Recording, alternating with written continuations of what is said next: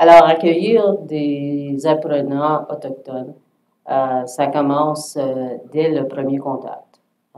Alors, il faut assurer que l'individu se sente apprécié, reconnu, et n'est pas seulement un numéro, un autre étudiant qui vient. Et ça vient du fait que nous, c'est toujours un privilège de travailler avec les jeunes et les apprenants. C'est comme quand on accueille des enfants dans la famille, ce sont des cadeaux. C'est eux qui nous choisissent et non pas le fait qu'on donne naissance à un enfant, on accueille un esprit et l'esprit nous a choisis. Et c'est la même façon qu'on voit chaque situation où on est mis en contact avec des jeunes ou des individus au cours de notre vie, c'est toujours un privilège de travailler et d'avoir été choisi pour être avec eux et de les accompagner sur leur cheminement éducatif ou professionnel ou de vie.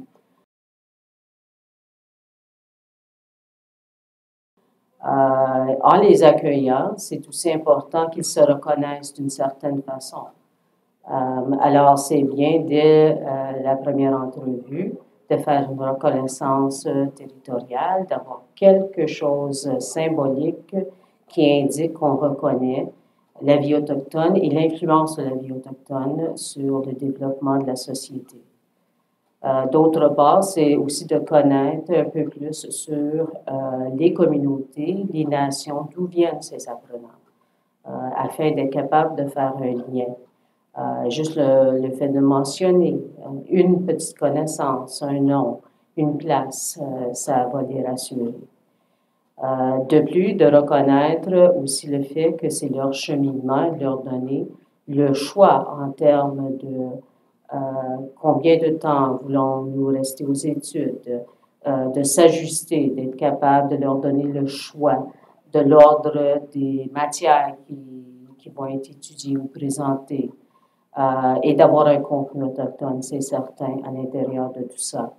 De connaître les valeurs, de connaître aussi les empêchements culturels, familiales qui pourraient venir jouer et d'être capable d'en parler ouvertement et de leur donner la possibilité de trouver des solutions. Et la même chose, c'est qu'on ne leur dit pas, on ne dirige pas, on les accompagne, on leur donne des informations quand on demande de l'aide.